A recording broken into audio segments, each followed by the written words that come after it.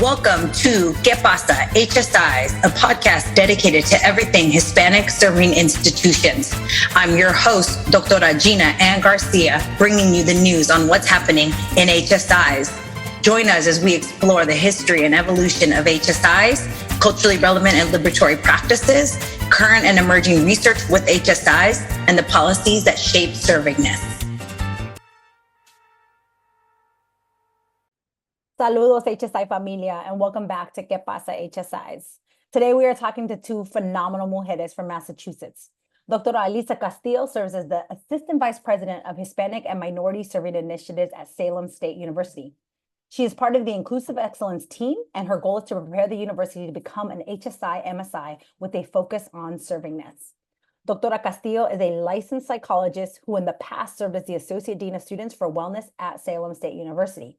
She has been working in college mental health for 20 years and has focused on expanding culturally inclusive and trauma-informed wellness services to support the well-being and academic persistence of a diverse college student population. Elisa received her BA in psychology from the University of Puerto Rico, Mayagüez, and has an MA and PhD in counseling psychology from the University of Wisconsin-Madison. Julissa Colón is the founding director of Centro, a Latinx student-focused academic and holistic support program at Holyoke Community College and the HSI in Massachusetts.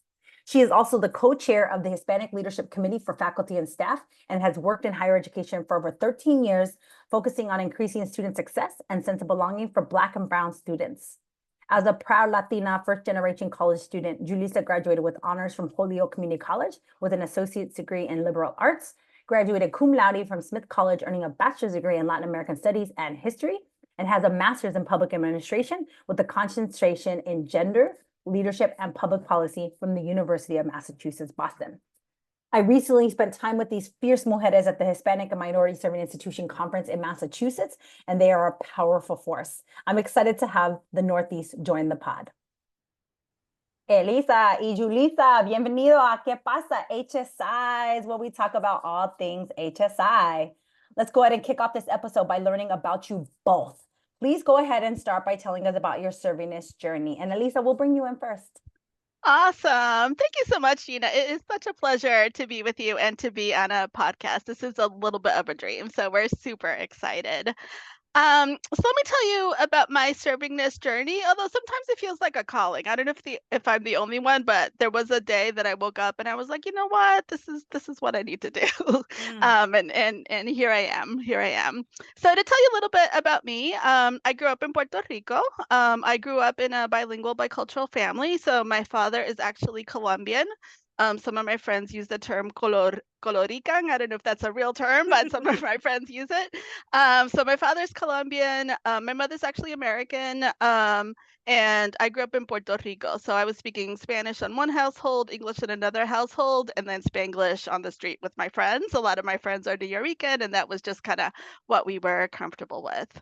But given my experience from an early age, I was just very comfortable and used to navigating different cultural contexts, being in and out, right, of different, even with Latino contexts within Latin America, as well as within the larger United States.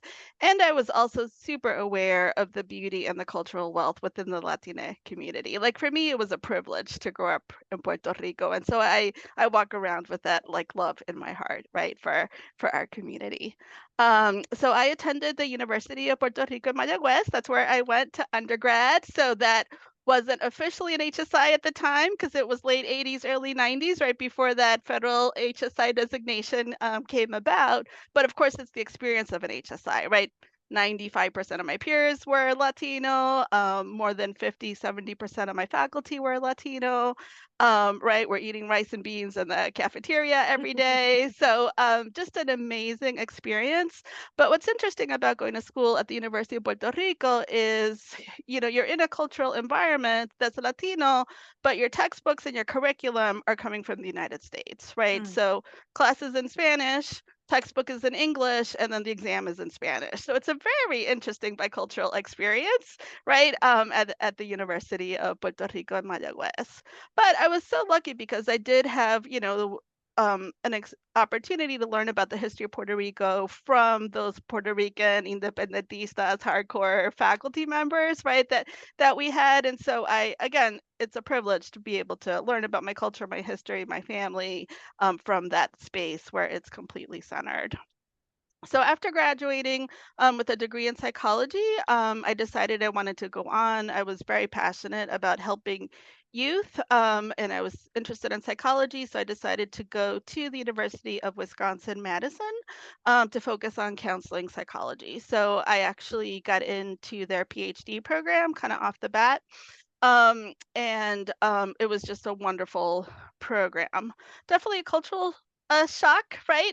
To go from Puerto Rico to Wisconsin. That's pretty intense, but an amazing experience.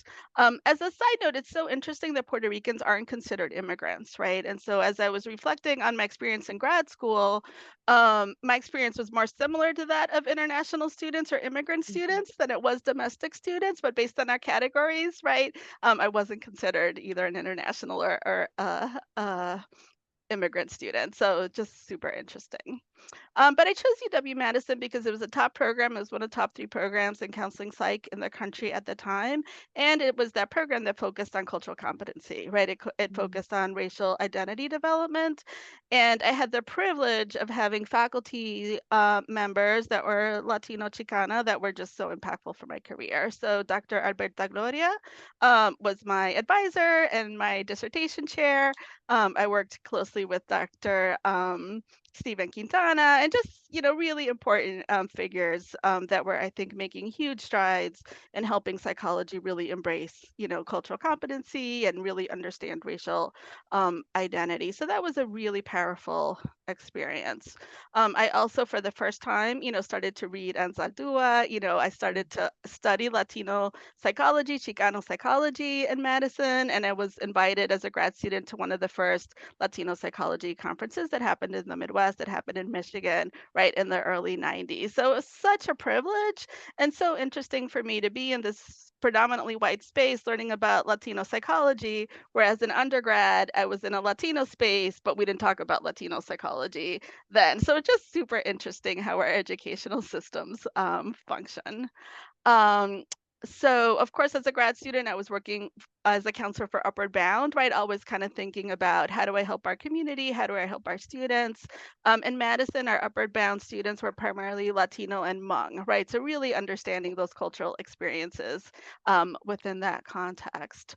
I was doing all my practicums in counseling centers. I was focused on student mental health, especially for a diverse student population. Super mindful that it's very challenging for Latino college students or college students of color to find therapists of color. So really understanding how important it was for me to provide that service and that care for the student population.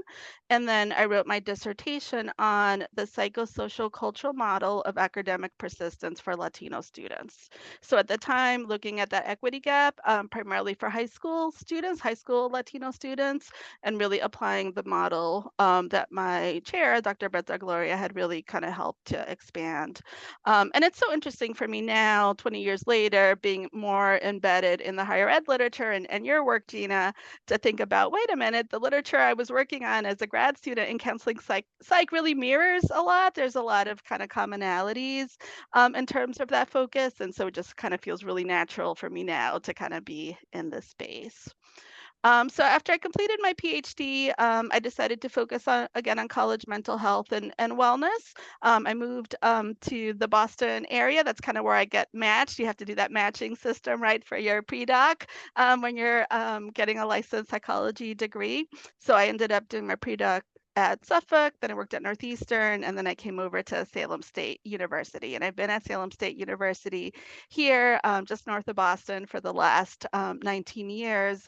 And I've had such a positive experience here. And every year, I started off focused on therapy, that one-on-one relationship with our students, really getting to know them, holding them right during those difficult times, but also helping them lean into their possibility, their potential, right? Kind of helping them move forward forward, helping them thrive. And so over my career, I've really expanded from that individual service to kind of thinking about supervision, training, leadership. I was the Associate Dean of Students for Wellness, really expanding services beyond mental health to prevention and housing and food pantries and support for students impacted by domestic violence.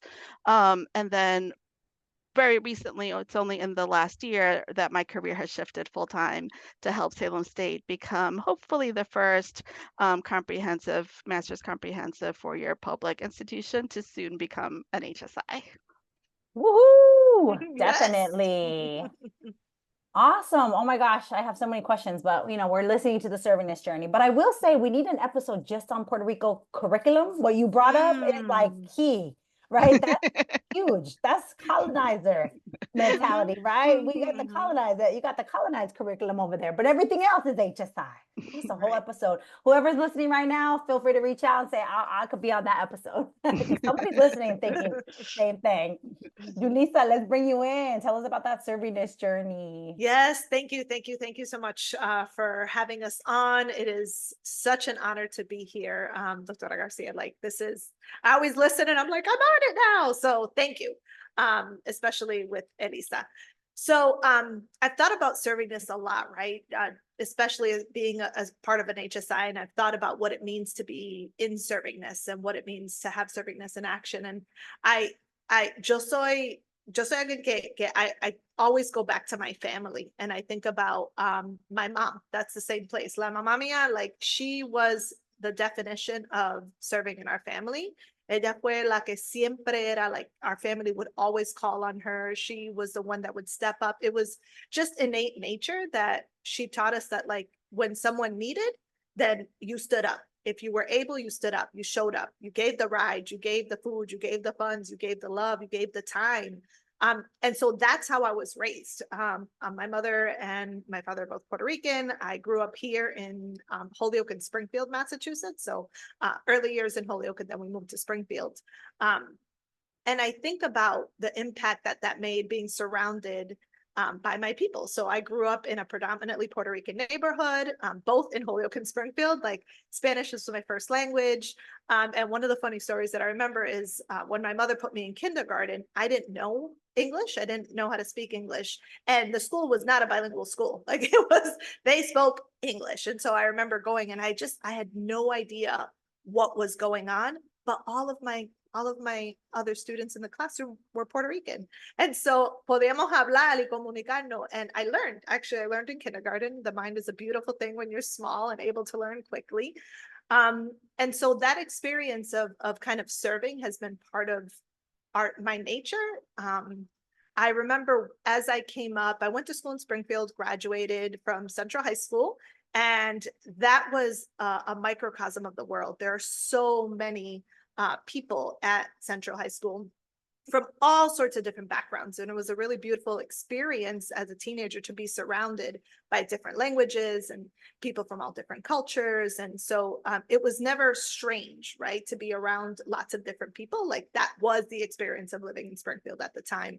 And I did not go directly to high school. I had my daughter and I went to the world of work. And so one of the things that I remember clearly is I was a waitress for a really long time.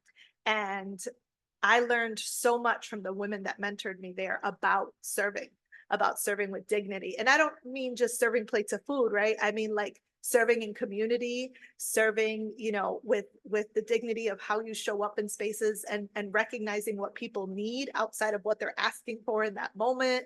And I was grateful to have those experiences through the various jobs that I worked during that time. I worked in a lawyer's office. I quit the lawyer's office because there was no way I could live that life. Even if we found camp, a summer camp, my whole family thought I was crazy. They were like, you work in an office, you're going to go work at a summer camp? And I was like, yes, I am. Changed my whole life. It was my introduction to the world of nonprofits. And I was lucky that I worked in spaces where people mentored me and showed me what it was to be of service to people. And so I worked with people with disabilities. I worked on self-advocacy. And in those spaces, it was always about figuring out what community was I coming into, recognizing what I had and what I was bringing with myself. So como una Latina, as a woman, as a person with potential, right? That there was all these things that I could bring into a space, and recognizing what the people that I was working with had.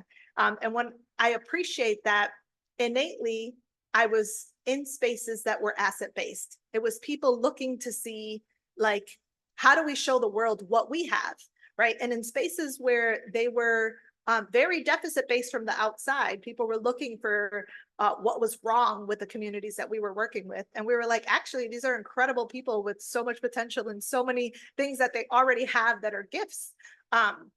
So Servingness was that, right? I was able to be I was actually one of only 2 Spanish-speaking people in my organization, which immediately changed the way in which I was able to work with people, right? Because le hablaba en el lenguaje de ellos, right? I could speak to them in their language. I could, when they invited me in for coffee, you don't say no, right? You knew to step into their home and to accept that grace and to accept that space, that trust that they were giving you. And so that followed me throughout the opportunities that I had for work. And finally, my people encouraged me to apply for a job at Holyoke Community College. And I applied. It was as a clerk. And so I was going to work at the front desk of a clerk at a program called Gateway to College. And I was like, I can't work at a college. Like, I have a high school diploma. Like, nobody's going to hire me. And what was wonderful is that they hired me. No sé por qué, who knows? They saw something, right? They were desperate, whatever it was. Aquí estoy, right? They let me come. They took me in. And it was this incredible space with incredible learning. I have the two of the biggest mentors in my life are Vivian Ostrowski and Dr. Jada J. Waters, who worked with me for 12 years and saw me through growing positions throughout that entire time. And everything that I know about servingness in higher education came from that space. It came from working with Black and Brown students who we worked with. We talked about power. We learned about, having high expectations. And it was about introducing the institution to students on their, in their perspective, not the perspective of the institution that didn't want them there necessarily, but us saying, like, we are here, we have something to show, we deserve everything, and having it be my job to make that happen. And so I learned a lot about servingness and how to show up culturally, how to show up with our language, with our expectations, with our families, because that was a huge part of what we did, is that we expected that our students were not going to come alone, and that they were going to come as whole people with whole backgrounds. And that work was so powerful in the learning. That program is specifically for students who are struggling in high school. So they come to college and do high school and college at the same time, which is wild and beautiful, and they're ridiculously successful. And Vivian actually encouraged me to go back to school. And at that time I was like, yo soy vieja, what are you talking about? Like, I can't go back to school, which is wild when I think about it now, right? I was like, you thought you were old? Like, are you kidding me? So I decided to go to HCC. So I worked full time and I had my kids, and I actually took classes with some of my students in the Gateway to College program, which was amazing. And I graduated from Holyoke Community College, which is now an HSI, but wasn't at that time when I graduated from there. I had some pretty incredible people who supported that journey. And I transferred, so I graduated with associates in liberal arts, transferred over to Smith College in Northampton, and I graduated with a bachelor's in Latin American studies and history. That was not an HSI, let's be clear. That was a whole other world. And that opportunity to see the privilege and the wealth and the dichotomy of what it looked like to exist during the day in my work at HCC, and then experience classes in school and learning at a place like Smith College, which had incredible faculty and had incredible people, like small pods of people who were so intent on ensuring that we, as older students, I was in ADA, we called ADA scholars, which I'm very proud of us, ADA Comstock scholars, who come back to school 24 and older.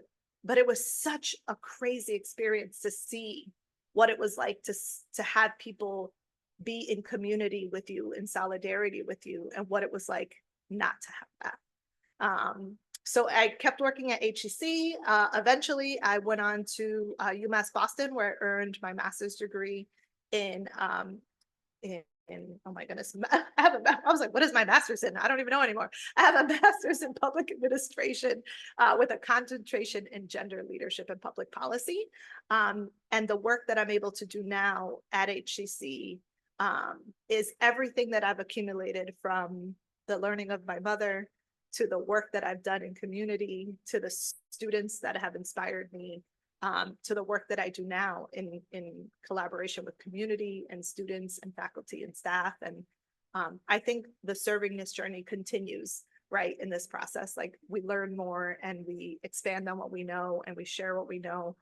And it's been an incredible ride. And I'm really excited to be here and able to talk about it. So thank you. Beautiful. I love it. I love learning about y'all and just connecting with y'all in different ways. I actually visited Springfield for a week. I was there, and I came from Pittsburgh, Pennsylvania at the time. And I was like, I'd rather live here. Like, it felt more cultural. It felt like my people. I saw people. I saw Black and brown people, right? Pittsburgh, Pennsylvania was not that. So I was like, man, can I just stay here? You are more than welcome. It was a beautiful week. So I do know about Massachusetts. That was actually my first sort of entry point into HSIs in Massachusetts, was actually with Springfield Technical Community College. Yes. STCC, right? Yeah.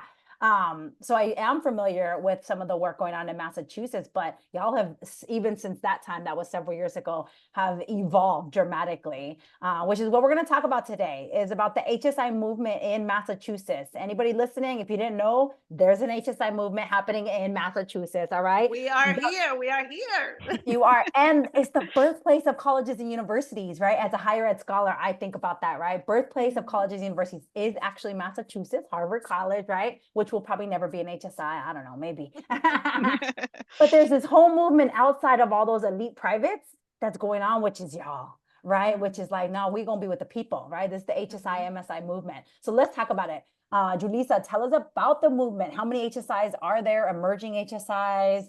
And yeah, like, what's sort of driving this movement? Yeah, so it is a movement, and it's one that we are incredibly excited to kind of finally be here in this space doing this work, right? And doing it out loud and actively. In terms of the numbers, so Massachusetts has 9 HSIs, and this went up from just 6 last year. So we're kind of making leaps and bounds here. So there's Franklin Cummings Tech and Cambridge College. And then for the 2 years, which Holyoke Community College, of course, Bunker Hill, Middlesex, North Shore, Northern Essex, Springfield Technical Community College, you just talk about, in the Urban College of Boston. Side note, we also have MSIs, so minority serving institutions, which I think is an important part of the conversation. I know the podcast we just listened to, that was also, that's part of that work, right? So for New England as a whole has 23 HSIs. And the wild number for me is that we have 42 emerging HSIs. So, I mean, think about that. We have 23 already here, and we have double emerging. So when you think about where we are moving in terms of a community of practice, when we think about the growth in this region, we're going to continue to see that. I think that aimed for HSIs because of the populations, because of where we're looking to go, where the community is going in this next 5 to 10 years. So, we're really focused on growing a statewide, a regional agenda, because as we said, our student population is growing, and it's really important for us to have a community of people to work with. We've seen what happens right on the West Coast. We've seen kind of that work, and we're here figuring out in real time, which is kind of wild that, like Elisa and I've talked about this, we're it, like us and our people, we're the ones doing this, right? And so we'll talk more about kind of how we're doing it after, but we are really thinking about how do we make impact on a broad scale? How do we ensure that we are advocating for additional state and federal support? How are we leveraging the opportunities that HSIs bring in order to support the students that we are supporting? I want to talk a little bit about Holyoke because I think Holyoke Community College has been doing this work intentionally for a long time. And really, I think since 2017 or 2016, we've been in HSI, and we've been building a reputation as a place where doing this work leads to improvement outcomes for students. And we can't do that work alone. And so seeing this burst of energy from spaces and recognizing that HSI-ness is important, and most importantly, we are having the conversations now about just getting the numbers. Eso, yeah, that's great, but eso no lo único que vale, right? It has to be more than just being enrolling.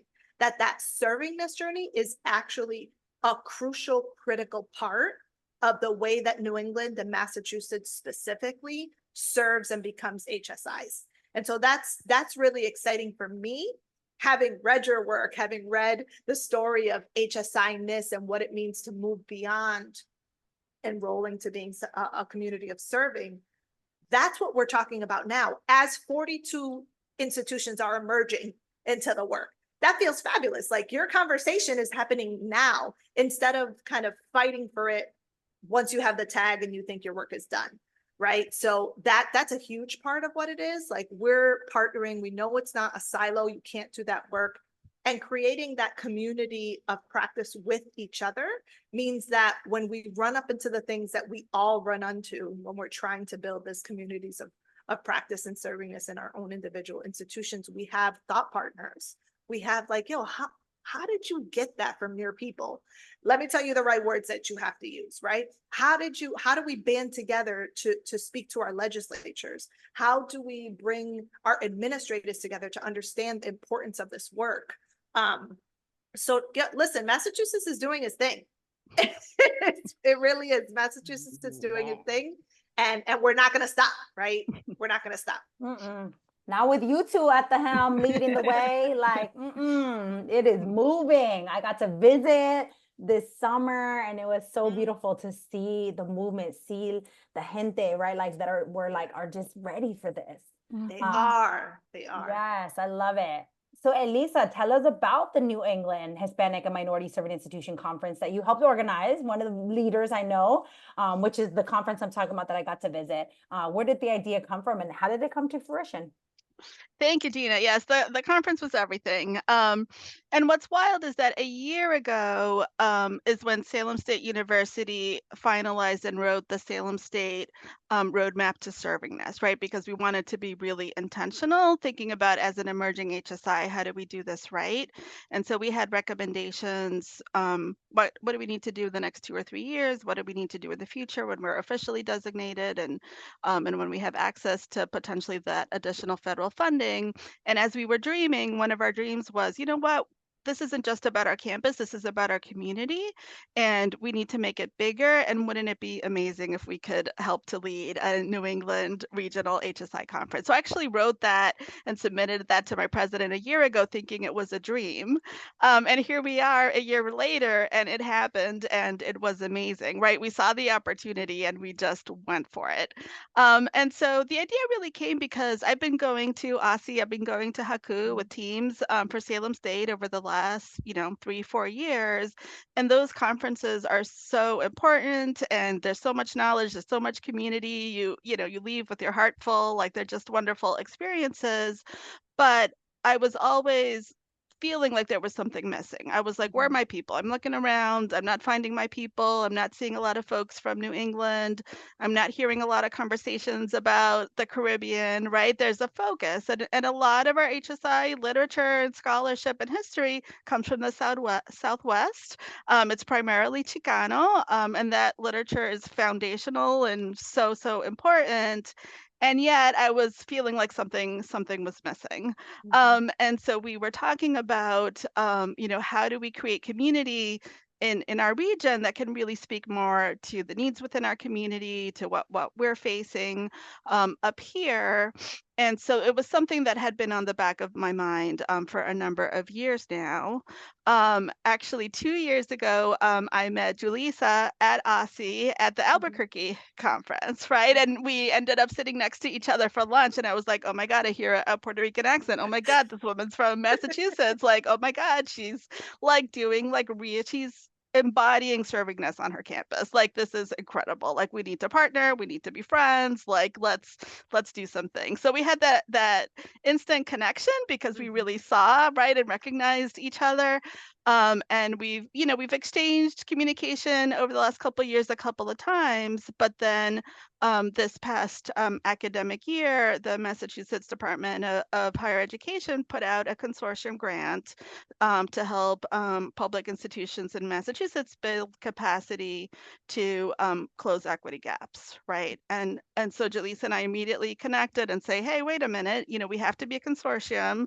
The work that we're trying to do as HSIs is all about this, right? It aligns up perfectly with the Massachusetts equity agenda. Let's do this. And so I was so fortunate to have partners on campus. So on campus, I partnered with Cynthia Lynch, who's the AVP for civic engagement. And she's been focused on the community. She's been focused on cultural wealth. She recognizes the importance of us becoming an HSI. So she and I partnered on campus. And then I reached out to the two HSIs, Holyoke Community College through Julissa, and then also Bunker Hill Community College, which is also kind of down the road. They've also been an HSI for a while. They do have the Title V grants now. And then another emerging HSI, Mass Bay Community College, reached out to me to say, hey, I see you have a roadmap. I see you're preparing to become an HSI. We're at that same number. We're at that 24%. We really need to make sure we're building capacity here. So the four institutions got together. We applied for the grant. We got the grant.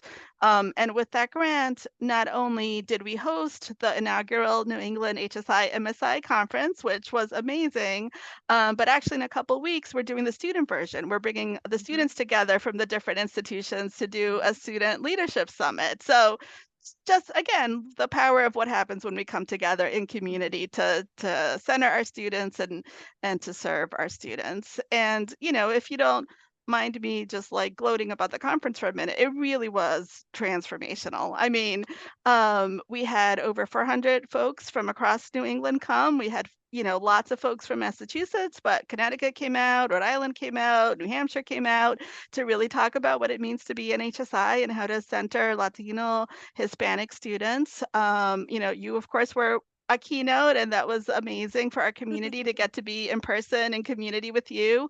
I've heard people say to me that was like the best hour they've ever spent at a conference, right? So that was incredible. Deborah Santiago from Excelencia in Education came out to support us. Haku came out to support us.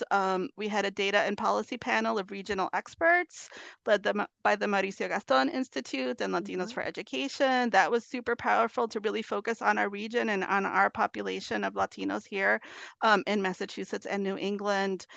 We had over 24 breakout sessions from local scholars talking about doing the work.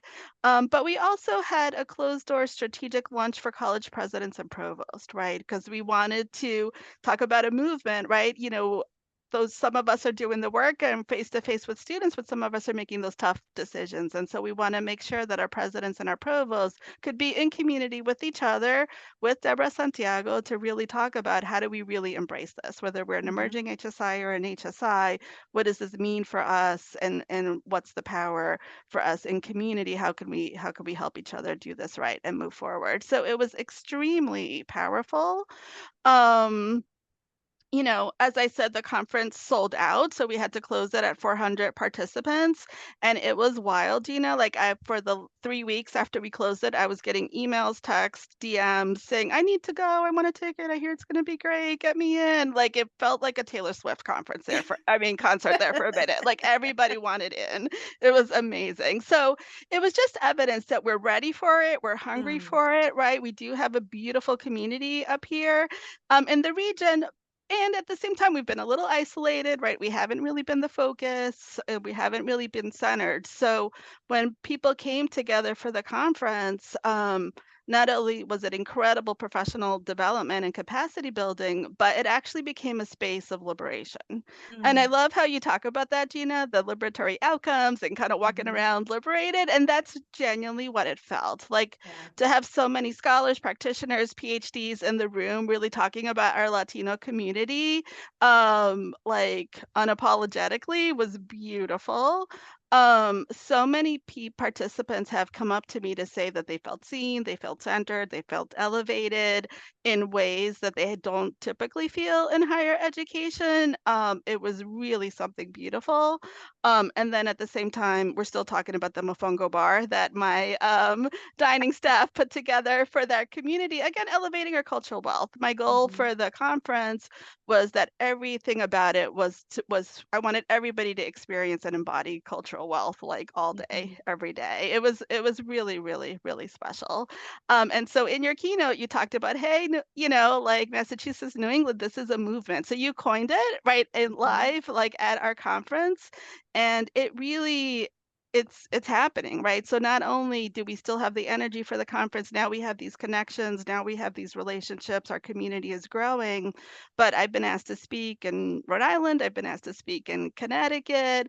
Our presidents are paying attention in a different way. Our leaders, right, our elected officials are paying attention in a different way. So it really was a transformational moment. And I think our HSI movement is just getting started. Wepa! I've been needing to say that. Yeah, everything y'all saying, I'm just like, yes. The movement is going. I did definitely feel it. Like it was a feeling for sure, right? I say servingness is a feeling. HSI is a feeling, right? We can say all the structures for serving, all those sort of things, but it actually is, you feel it, right? If it's fully embodied. So yes. Now, one of the things that I learned and going through this process with y'all and being there present with y'all was that you do have state level support for this work. And you mentioned that, right? I talk about that in the book, right? That like your state could actually hinder your work or it can advance it. And it sounds like Massachusetts is like helping you to move, right? So tell us about that. Like, how did you get your legislators involved? How did you get the lieutenant governor to come to the conference, right? Like that was powerful. So how did you get the state involvement in this movement? Thank you, Dina. No, it is powerful, right? And we're so fortunate.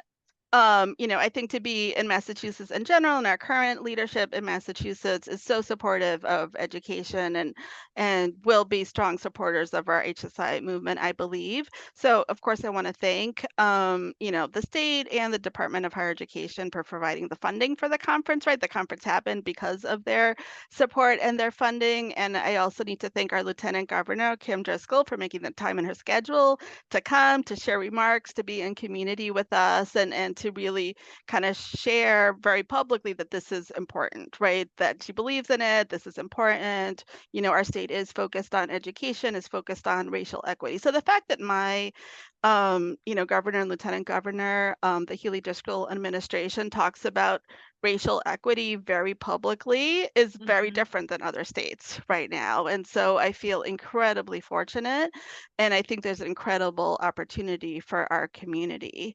And it's not just talk. I mean, they're passing legislation that's making a huge difference in terms of access to education. So 2 years ago, they passed the Fair Share Amendment, which is known as the millionaire's tax, right? And that completely changed the budget for Massachusetts, where now we have, millions and millions of dollars we didn't have before for primarily education. They also use it for transportation and a couple of other topics to benefit our community, but a lot of the funding goes into education. And so thanks to that, we have Mass Reconnect and now Mass Educate, which is providing now free tuition for community colleges. First, it was free for folks over 25. Now, as of this year, it's, community college is free, right? So kind of removing that financial barrier to higher education.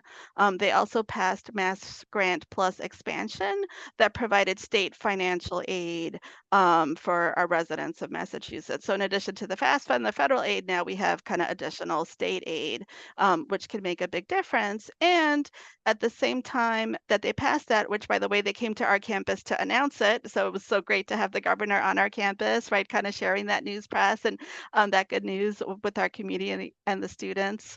They also passed tuition equity. And what tuition equity does is allow for immigrant students, undocumented students, DACA students to receive state aid and to get in-state tuition here in Massachusetts. So that was also really huge for our community. We do have a large immigrant community.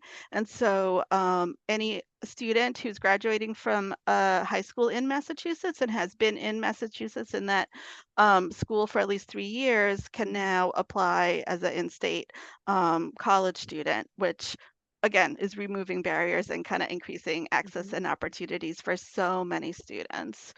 They also are very supportive of the pathway policies like early college, as you mentioned, right?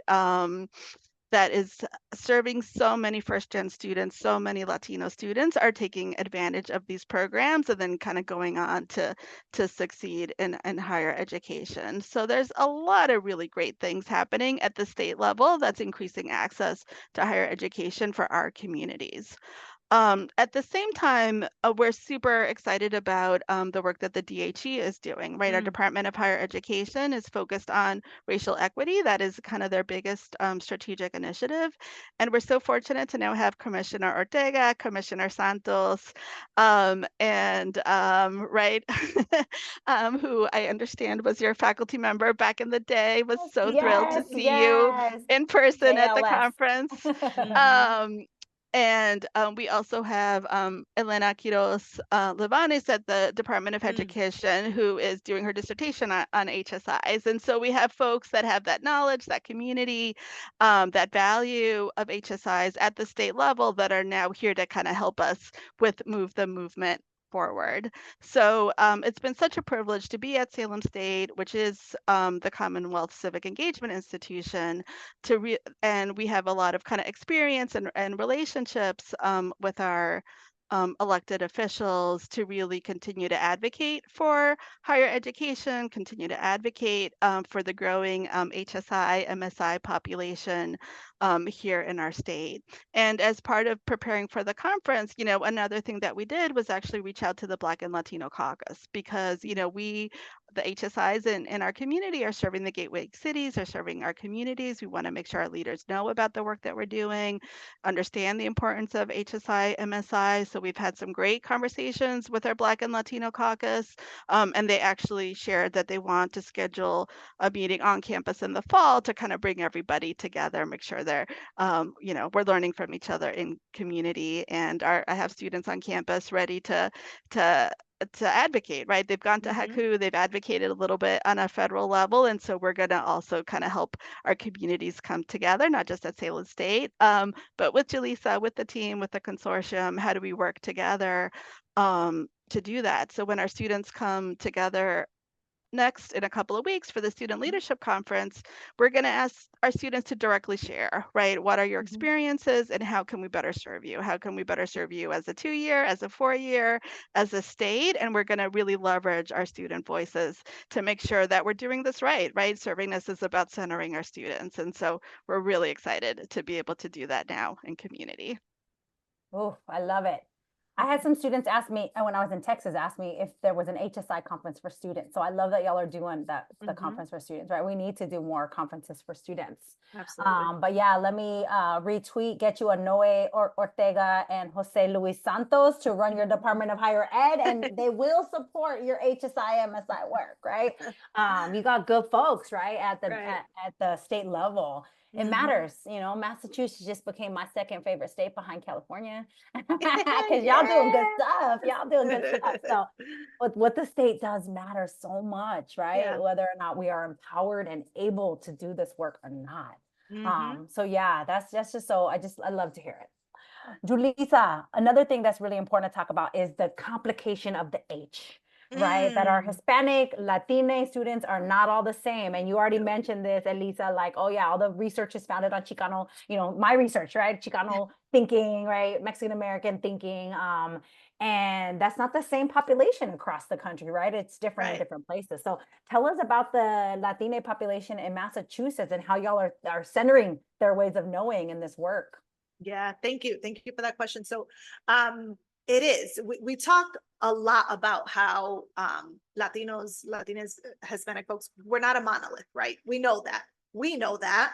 It's often a really important part of the conversation with folks outside of HSI worlds, right? Like, no, it is not all just one frame of reference. It is not one language. It is not any of those things, right? Like, we are a broad group of people with lots of different experiences. And yeah, there's beautiful things that we share, pero no somos iguales todo. And in Massachusetts specifically, so just kind of some quick facts, right? So Massachusetts has the 15th largest Latino population in the US. In Massachusetts, 19% of our K through 12 population are Latinos.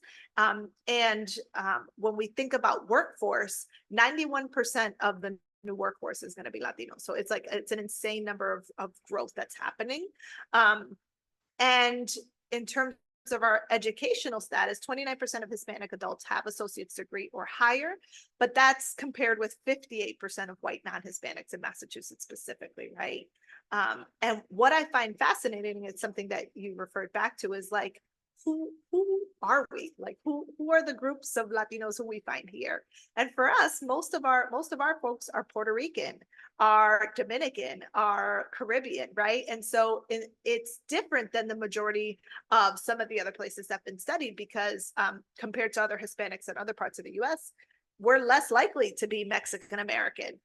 So it's a totally different way of existing in space. So the first major groups came from Puerto Rico in the 40s.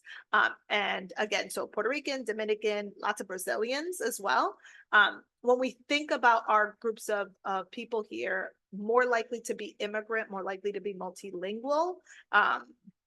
In Massachusetts, 32% of Latinos. In the US, 32% of Latinos are immigrants compared to 37% in Massachusetts, which is really interesting. And the language that's most commonly spoken in Massachusetts after English and Spanish are Portuguese and Haitian Creole. So we're seeing that the Portuguese and the Brazilian, that sort of thing peep in. So there's a real opportunity here, because when I think about my students in Holyoke, right? So there's this big macro of Massachusetts, and I think about what that looks like in my community, in my college, my institution. Like, the majority of our students are Puerto Rican. And we often have to complicate how we are doing the work in our schools, because not only is the majority Puerto Rican, in Holyoke specifically, we call it, right, Little Puerto Rico, because it has, let me make sure I get this right, it has the highest percentage per capita of Puerto Ricans in Holyoke outside of the island. So fuera de la isla, we're in Holyoke, not New York, not Chicago, although all my peoples are there too. It's Holyoke, like, that's where we are. So that's a huge history and story. And we are a majority in Holyoke and grow almost, we're like at 48% in Springfield. So like, we're like right there in terms of our numbers. And again, lots of Dominican population. And it informs the way in which we've created culture. It informs the way in which we've thought about what it looks like to have cultural competence in our institutions, right? I think about El Centro specifically. If you walk into El Centro, we have another mural on this side, which we'll talk a little bit about later. But when you walk into El Centro, lo primero que ve right in front of you on the big wall is a huge, beautiful, colorful Gigante by Betsy Casañas. Shout out. She is an incredible, worldwide renowned muralist, and blessed to have her as part of the working group there. But a Gigante is a Puerto Rican cultural icon, right? I don't know that Chicano students really understand what that means, right? They're like, what is this colorful clown doing on my wall? And I'm like, yo, there's a whole history here. This is revolution. This is commitment. This is love. This is joy. Esto es lo que es. And so we've really had to spend time in our own institutions recognizing that, yes, we are mostly Puerto Rican, we are mostly Dominican, lots of Caribbean influence in the ways that we speak, the food, the language, all of that stuff. We also have a really strong growing Central American population in Springfield and in Holyoke, and their needs are different than our needs, right? And so we ourselves are taking this moment to be like, okay, what is it that centers who we are as a community, right? What is it that centers Salvadorians and Hondureño and all the people that we have coming up in our spaces, because their needs are drastically different. You know, Elisa, you were talking about what it was like to be a Puerto Rican you know, a Puerto Rican student in Puerto Rico and coming to this space where you weren't considered an immigrant, you weren't considered international, pero tú mirabas like, ¿qué es esto? Right? Like, what is happening here?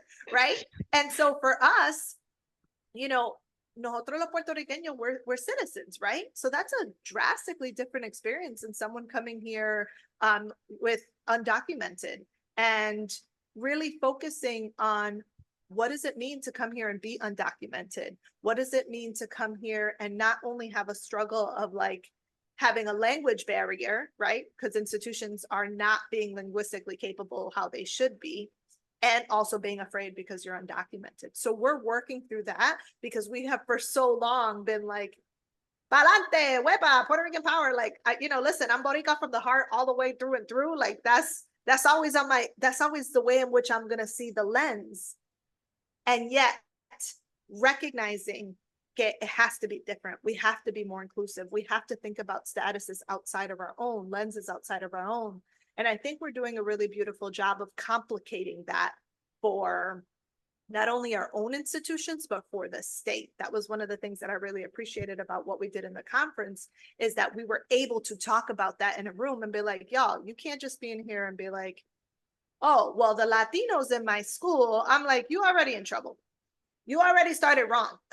Like, right? Like, who are the Latinos in your school? Where are you disaggregating that data? Are we thinking about who actually is in my school?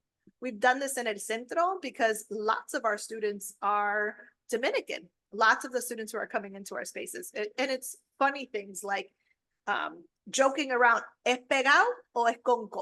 Right? That's one of those things our students like. It's these funny little, we're learning language from each other. We're learning about what it means to be in spaces with each other. We're learning about how to advocate with our privilege and positionality as ciudadanos, Puerto Rican, how to advocate for our sisters and our brothers and our people who don't have documented status and perhaps are not in positions to advocate for themselves with the voice that we feel really comfortable using. So it's a really interesting space for our students. Lots of our students speak Spanish. I won't say, obviously not all of them, but a lot of our students speak Spanish, which has been one of the primary kind of factors in how we are trying to change our institution to be serving of the students that are in our space. One of the things that I'm super, super proud of is that in Centro, a requirement to work there is that you have to be bilingual, fully bilingual in Spanish. It's the first office in our institution ever to have that requirement. It's like on there under the required, not preferred, no, no prefiero, te lo demando. You have to be able to come in and speak. And that has made an incredible difference in how we serve students. When families come in, and now mind you, look at me, right? I'm very light-skinned. I can sometimes, I'm hiding, right? Unless I out myself sometimes, la gente no lo sabe, soy boricua. But having that space when they come in, and you know, ya tú lo sabes de corazón, when they start speaking and you feel the struggle, and you're like, ¿prefieres hablar en español? Yo te puedo ayudar, ¿qué es lo que necesita? The relief, the like, yes, right? And to sit with that has made such a difference in my understanding of how important it is to have linguistic capabilities in your institutions. And igual, nosotros sabemos que no tienes que hablar español to be Latino. No decimos eso, pero que eso es una necesidad. It's not the only thing, but it is one of the most important things to bring into a space if you want to serve people in their hearts in a ways that actually make a difference in growing belonging and making people feel seen and heard and understood. And so, yeah, it's really interesting when we're comparing Chicanos and Boricuas and Dominicano and what it looks like, and trying to figure out how do we take all that beautiful learning and scholarship that has been done in the Southwest and in the West, and incorporate it with our own understanding of our students, our communities, our Caribeños. Like, what does that look like for us? You know, I think about raza studies and how much I remember reading about that and being like, oh my God, esto es algo increíble. Like, this is something that was it was sitting in my soul in a way I didn't understand it, como un Chicano quizá would know it, but I recognize the value of it. Like, what does it mean to learn about Taínos? What does it mean to learn about what you know what I mean? What's our home? And so we are now in a movement figuring out how do we take all this beautiful and extended knowledge and fit it to the communities that we serve? How do we make it unique to us? Mm-hmm. Yes, exactly. By the way, as soon as you say like 2 words, we all know you're Puerto Rican, so yeah. It's all good. In English or Spanish. I've heard that. Yeah, like 2 words. Just open your mouth and we know it's all good. Oh, I love it. So Elisa, let's talk about Salem State and some of the things y'all are doing. Y'all have been making some good progress. You've mentioned the roadmap to Servingness. I would love for you to tell us about that and any other sort of milestones y'all have hit in your journey. Perfect. Thank you, Gina. We're very proud of our roadmap to Servingness and the intentionality that went into it, but mostly what I'm proud of is how our community has really come together. So, you know, we, like I've kind of mentioned before, we've been going to the conferences, we've seen other institutions really do this work. You know, here in New England, because we don't have that kind of extensive history on HSIs and that literature exercise, we actually get to create something that's a little bit unique, a little bit different. And so we're able to, from jump, be real intentional, center servingness, you know, center community, and center our students in the work. And so a couple of us that were on a leadership team and kind of that task force, right? We've been working for years and years on committees and task force, you know, preparing us to become an HSI. We came back from Haku and ASI and said, wait a minute, it's the institutions that have been really intentional and have really documented their journey and have been really intentional about what we need to do next to center students, that those are the institutions we want to imitate, and we get a chance to do it for us, right? You talk about HSI looks different in different institutions because it has to be centered on that community, those resources, right? What the needs are here. And so 2 years ago, so 2023, I was able to partner with Dr. Keisha Valens, who at the time was our interim vice president for diversity and inclusion. We went with the president and we said, we want to do it right. We have complete support from our president, you know, to help Salem State to prepare to become an HSI. And we said, we need to pull a task force together, and the charge needs to be that we need to write an intentional roadmap centered on our community. We're ready to do it. We just need you to say, make it happen. And the president was 100% on board. He charged us. He let the community know that we were doing it for real. And so we reached out to our community, and this was during a difficult time. We were coming out of COVID. You know, things were it wasn't the easiest time in higher education. But we were so fortunate to have 55 community members, faculty, staff, students, and alumni from across the institution come together over the course of a semester to write our roadmap to Servingness. And so what we did is we reached out to the folks we knew, like we know we need advancement in this committee. We know we need admissions in the committee. We know we need student life. We know we need faculty, right? So we reached out to the folks who we knew should be part of this really important campus conversation, but we also opened it up to everybody, and the response really was incredible.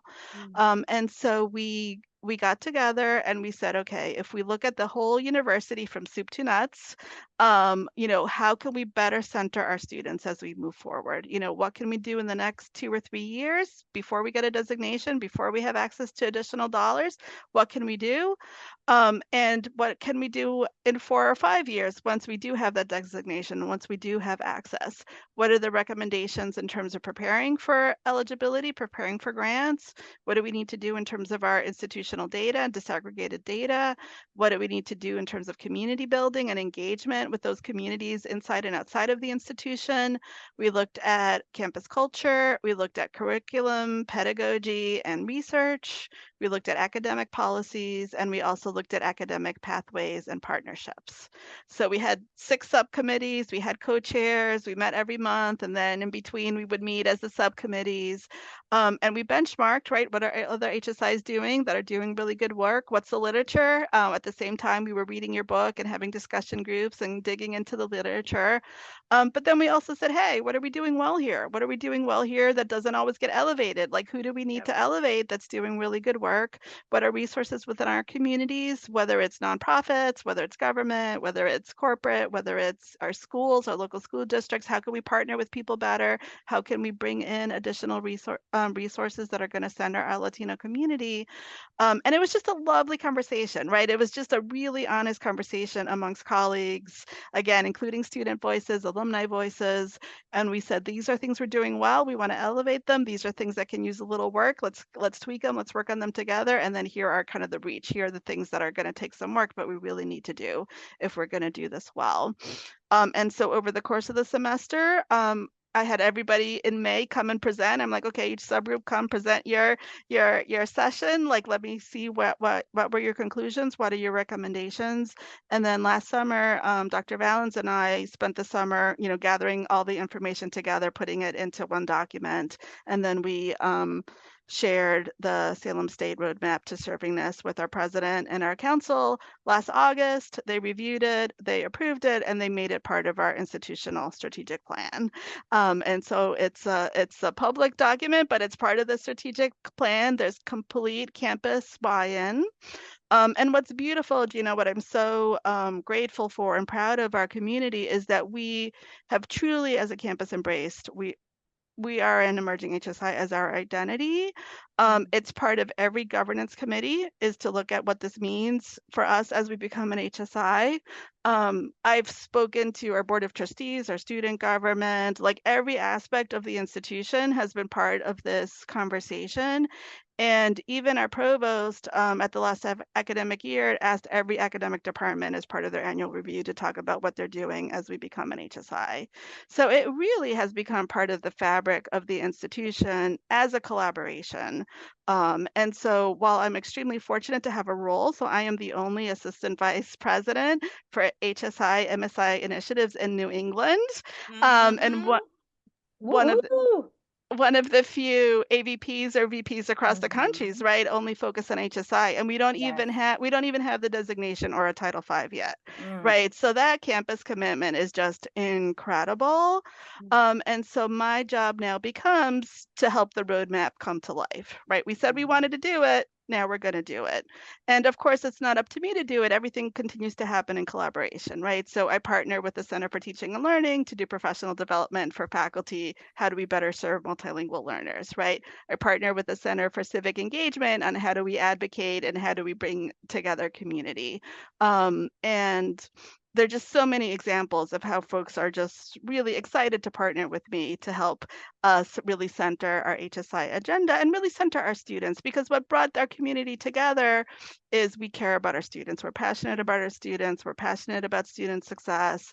We want to remove barriers. We're proud of diversity. We're committed to social justice. And so becoming an HSI was just a natural evolution for our campus, but we have been able to be very thoughtful and intentional about it.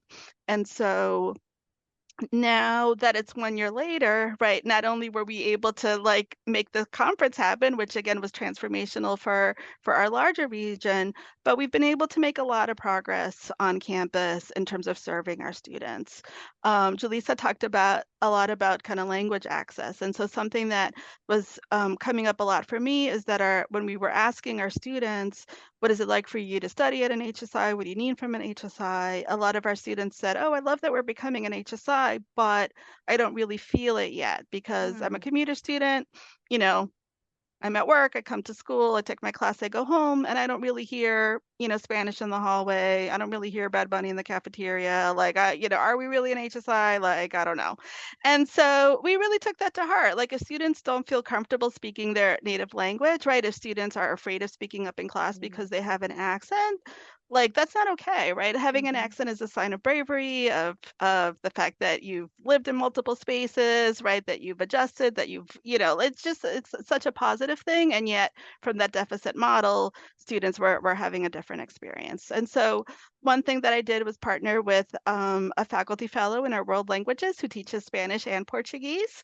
I got a graduate student that was also kind of graduating from a TESOL program, and undergrads who are doing our campus tours and working with admissions. And we developed a translation protocol, starting with Spanish, which we did this year. Next year is Portuguese. Again, to be honest, to Julissa's point, it's a very diverse community, and our students, Hispanic talks about, from Spain to Argentina, but our community identifies as Latino, Latinx, Latina, and we have a strong Brazilian population. We have Caribbean students, right, that see themselves as a part of our community, and we need to really embrace them. So we translated our admissions materials, our financial aid materials, we translated our commencement program, right, and because what a beautiful day, right? And so we want all families to fully enjoy, right, that success, right, that joy and that celebration. And so we wanted to really show it. So not only did we have the program translated, so it's English on one page, Spanish in the other, but we had a Mexican march, was the march that we played as the students kind of got their degrees. So we're really trying to be intentional with that feel, right? We want you to feel welcome. We want you to feel like you belong. We want your family to be able to access the information that they need in order to support your college journey. So that's an example. I've worked a lot with students, right? Because it's about centering students. So I have undergraduate students working with me. It's student employment, helping me get feedback from our students about what they need and what their experiences are on campus. And I also worked with graduate students in our HSIs program, our Higher Education Student Affairs program, to do a survey of Latino students on campus to ask them, how do you identify? What terms are you comfortable with? What is your immigration story? Because our IPEDS data is surface data, right? Julissa kind of talked about this. And even when we get disaggregated data, we didn't know how many people spoke Spanish at home. We didn't know how many students, are living in mixed status households in terms of immigration status, right? And so I have to talk to the students. I have to hear their stories. I have to hear their needs. And so I've been able to do that this year, again, in partnership with faculty, students, grad students, and the information and the feedback has just been incredibly helpful. So I have lots of different examples of the things that we're getting started. And again, I always admit I don't want to overpromise and underdeliver. We're getting started. We're being intentional. We want to do this the right way. We're engaging with the entire community, and we're going to take this as far as we can so that students not only feel like they belong in higher education, but that they can thrive, right? And that while they're here, I want them to see amazing role models, amazing speakers. I want them to have mentorships. I want them to have opportunities in the community. I want them to think about graduate school and internships, right? I want to provide that kind of experience for our students. And certainly the first year was just a tremendous year for us on this journey. So we're looking forward to where we go next. So those are just a few examples, Gina, but let me know anything you want to know. The other thing I wanted to add, based on what you and Julissa were talking about, is that we've been also super intentional as we wrote the roadmap to identify as an HSI and an MSI. And I know that's a little bit unusual, right? Not especially other HSIs in the Southwest don't necessarily do that, right? But because our community is so intersectional, because here in New England and Massachusetts, we have the highest percent of Afro-Latinos, Afro-Caribbeans, right? Because oftentimes my student leaders are part of the Haitian Cultural Club, as well as the Latino Student Organization, as well as the Black Student, right, Association, right? They're all friends, they're intermingled, they have multiple identities, they're also part of the Alliance, right? They also identify as gender non-binary, right? And so I need to be mindful that, again, we're not kind of pigeonholing students or kind of separating excluding students or creating a kind of a false dichotomy. We want to make sure all students are included in the HSI MSI conversation, right? HSIs are MSIs, right? We share those goals of not only academic but liberatory outcomes. That's our mission, that's our goal. And we want to be inclusive, and we need to talk about race and racism. We need to talk about colonization, right? We need to talk about all of that intersectionality. And so it was actually by having the conversation with our president of student government who said, hey, I'm so glad we're becoming an HSI, but what about the rest of us who identify students of color, right? Our Asian students. We have a significant Asian population here too. And we said, you know what, you're right. We are going to become an MSI, and let's embrace it, and let's dig into that as well. So that's also something that we've been kind of proud of here at Salem State. Whew, y'all done a lot. For Now real. people know they can reach out to y'all. Part of, being on the podcast, know you're opening yourself up to people reaching out, right? Because you're doing some phenomenal work. And congrats on joining that very small, elite group of HSI directors in the country, right? Like it's tiny. It's a little group that like your sole job is to do HSI, right? We got Marla Franco, University of Arizona. We got Cindia Morales Muñiz, University of Central Florida, Manny Del Real at MSU Denver, Elizabeth Gonzalez, UCLA, right? There's only a few people that they're every day they get to wake up and do HSI, right? I'm so fortunate. Yeah, what a cool group to be a part of. But thank you for sharing all of that. Retweet all that. Julissa, let's hear about some of y'all's HSI stuff. So y'all are kind of like one of the OG original HSIs in the state, it seems like. Yes. 2016. So tell us about some of y'all's journey. What are some of your accomplishments, challenges along the way, and being one of the first really in the state? Yeah, and I'm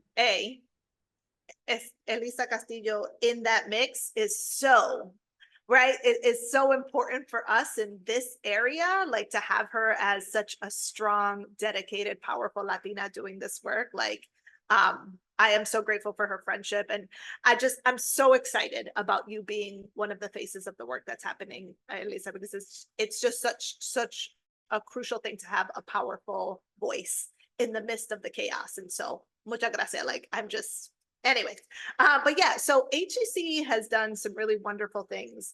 So we've been in HSI for 2016, and I often think about, especially in this space, seeing this explosive growth. I think about, we didn't have a roadmap. We didn't create a roadmap, right? And so I think about how much things have changed even since the time that we became an HSI, and how we are now able to inform those conversations about, we've done really beautiful things and we're still doing the work and we're still building. And also, what would it be like to do this much more intentionally, right? And so we're in that space. So what I appreciate about our community is that prior to us being an HSI, the work was being done, right? Servingness still existed in our spaces. And I'm always really, really conscious of kind of going back to the elders in my community, to la gente que vino antes de mí, and doing the work at our institution without institutional support, doing it without funding, doing it, con el poder, el amor, and just sweating it out. And I think about people like Miriam Quiñones in the MAS program. I think about Gustavo Acosta, who was doing Upward Bound and the Avanza. They were making things happen for Latino students on our campus before it was cool, right? Like when they knew it was important, right? They knew that it was crucial and critical for our community to thrive. But there wasn't the designation. There wasn't people being like, oh yeah, that we want to do that. They were like, why are they speaking Spanish? Like, don't they know English? Like, it was that sort of space, because that's real, right? That's just what it is. And they stood there in the face of real hardship and blossomed and created spaces of belonging and opened up space on campus, even if it was just their office, and was like, this is safe.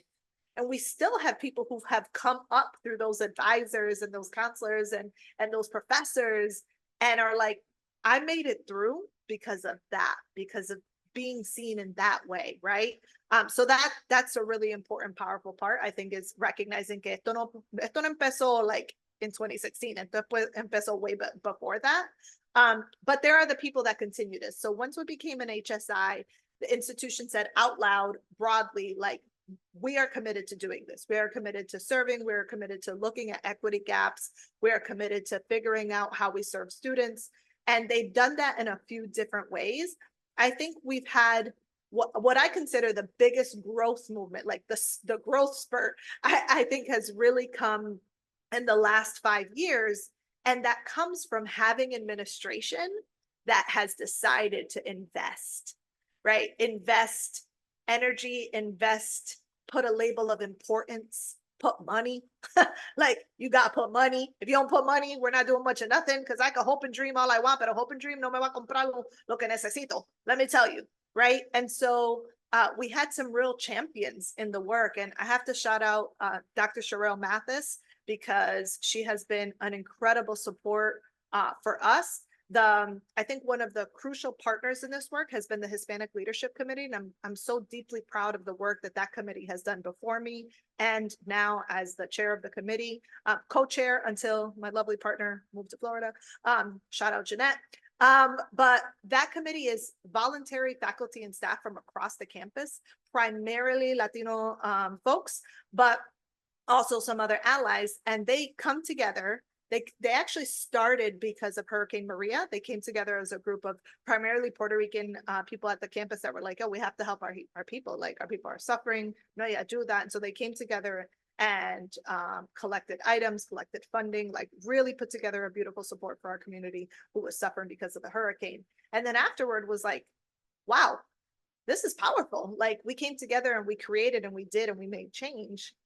Let's not go back. And so they stayed together as the Hispanic Leadership Committee, and they started to think about, how do we create professional development opportunities for ourselves on campus? How do we support our students across campus? Because they came from all sorts of spaces, student supports, admissions, financial aid, like from across the community of campus, faculty members, of course.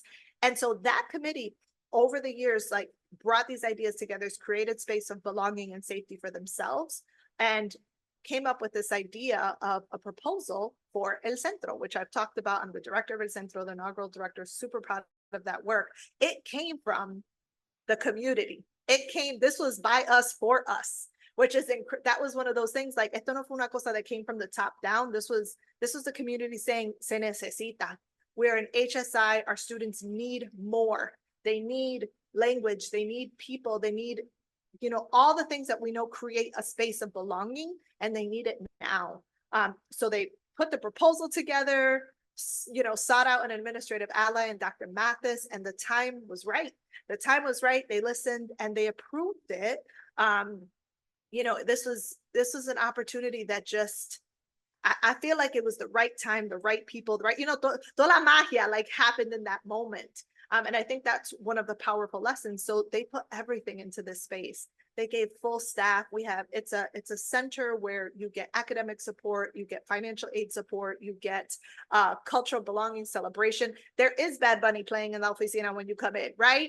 It might be the old soul salsa day. You don't ever know. Like, we have Hector Lavoe. Like, it depends what we're feeling. We have café con leche days. I'm running to the bakery, right? The San Juan bakery, and picking up some bread and butter and cheese. Like, it's created a space for faculty, staff, and students. They come in and they feel home. I can't tell you how many times I have people come in and be like, oh, it's so joyful here. I come here when I need to feel joy. And I'm like, that is key. That is crucial, right? That's the places where people are coming in and speaking our language. Beyond that, we have some incredible work, across the student support programs. We have the Alana Men in Motion program. We have TRIO. We have tons of student supports. We have Irma Medina, who is a Puerto Rican powerhouse at HEC. She was actually my advisor who got me through HEC and Smith and tons of other students. She's the director of the Integrative Learning Program, and she is taking that to the next level. She's talking about how do honors and learning communities and internships and this community learning, how do those integrate with Latino students? What we have for too long not been considered honor students. And she is saying, why not? We're geniuses. Like, we are out here thriving. We're out here bringing so much to this community. How do we create those opportunities in these places that for too long have been considered not our spaces, right? We have Raul Gutierrez, who, shout out to the man, because he came on board in a very small Spanish language department with the like queen of Spanish language, which is Monica Torregrosa, and created the Latinx Studies Department. We have a Latinx Studies Department at HCC. When you want to talk about honoring who we have, seeing your students, seeing yourself in curriculum, having spaces with cultural competence, like, it doesn't get better than that, right? He has brought community partnerships where students are able to work in community and see themselves grow and understand hierarchy. They understand white privilege. They understand what it means to be a power. They understand colonization. They understand their part and their power, right? That's an incredible opportunity, and that happens across campus. So I just think about, there's been so many pieces that continue to grow. We have courses. We have courses like the history of Puerto Rico. We have community leadership courses. We have, courses on activism. And, I think of the learning communities called Palante. And like, you're signing up for a course that's called Palante that's talking about the history and advocacy and activism in the Caribbean. Like, that's an incredible opportunity at a community college, right? And so we continue to have our struggles. I think one of the things we constantly have to do is remind people what it is to be an HSI, because I think you can get really comfortable in the work and forget that, like, this is action. You talked about servingness being a feeling, and for me, when I think about HSI, for me, that's an action. ¿Qué es lo que estamos haciendo to create the space? If you stop, it stops, right? And so we are constantly pushing, making sure that new people coming into the institution understand what it means to be a Hispanic serving institution, what it means to create a place of belonging for students. And, there's always going to be the question, like, okay, but what about everybody else? And I'm like, everybody else is included. Yes, we want success for all our students. All of our students matter. But there has been this group of students who has not been served. And in this focus and in this lack of equity, we have failed. And so now, when we put our money where our mouth is, when we commit to action, guess what happens? Our students rise, Latino students rise, and so does everybody else. Because I promise you that the services that we're providing, I have never shut my door to any student. And what happens? My students are bringing their friends, and their friends are Black and brown and Asian and everything else under the sun, right? And so we've seen some really beautiful data numbers kind of happen for our Latino students. And what's coming in on the side is, guess what's rising? Our Black student numbers are also rising. And we're thinking about, all right, MSI status, right? What are we doing now? So my vision, yes, I am unapologetically a center built for Latinx students. Eso es lo que es. And also, that means that we become better for everybody, because we are doing this work of rebuilding places of inequity. We are focusing on justice, and we are focusing on being better in spaces that we weren't great. So I'm really, really proud of the work that, Holyoke Community College has done. We have a new president, Dr. George Timmons, who is un amor. Like, the man has come in, and one of the first things he came and talked about was how crucial he understood these programs to be, and our status for HSI to be, and kind of that partnership in community. He was at our Bienvenidos event on Saturday, and he came and spent a whole Saturday because he understood what it meant to be in community with our Latinx students and families. So I think having that strong, powerful administrative support, having a group of faculty and staff who are committed to the work, and having incredible students who demand more of us is what it means to be an HSI at HCC. And I can't wait to see what we do next, especially with this growing community across Massachusetts and the thought partners that we have now. Eso, love to hear it. Oh, and such two different stories, right? That becoming HSI is becoming HSI, right? Whether you started it with a plan before you got there, or you became it and then became intentional, right? Like two different stories, and all the stories are different, and all the stories are important. So, all right, we've come to the final question. Everybody's got to answer the final question. Elisa, you got to go first. ¿Qué pasa, HSIs? Oh, ¿qué es lo que pasa? Pues aquí lo que está pasando, what's happening with HSI is que now we have HSI hermanos and primos up here in Massachusetts and New England, right? Our HSI family is growing and we have a movement. So our Latinx, our Caribbean community, our Hispanic community in New England is unique, is diverse, it's intersectional, and is we have a beautiful community up here. We are growing and we are able to be intentional about it. And so pretty soon, not only are you going to see a New England regional conference, but you're going to start to see scholarship coming out of us, right? We're going to be creative in terms of our resources, in terms of how we care for our community. We're using our data to tell our story and to see what else we need to do next, right? To close those opportunity gaps and kind of the equity issues that we're seeing. And we're really embracing our HSI and MSI identity up here in New England. So it's exciting. It's good times up here in Massachusetts, and we're thrilled to share our story with all of you. Y Julissa, ¿qué pasa, HSIs? ¿Qué pasa, HSI? Listen, I've been thinking about this, listening to your podcast. I'm like, ¿qué es lo que pasa conmigo? What is it with HSI? What do I want to say here? ¿Qué pasa, HSI? And I just want to say that I am so grateful for all of the folks who have come before, toda mi gente in the West and the Southwest que han hecho todo lo que han hecho in order to show us a way. And I'm so proud of the work that New England continues to do. Los estudiantes de nosotros are the ones that drive us, that keep us honest, that keep us equity minded and justice focused. Y lo que hay es que we are coming. We are coming for it all. So administrations have to be ready. So the state has to be ready. So the streets have to be ready. Community has to be ready, because lo que es que we are here and we are ready and we are hungry. And it's going to be a beautiful thing, because pa'lante, porque para atrás ni para coger el impulso. Y eso es lo que pasa. Thank you for joining me on ¿Qué pasa, HSIs?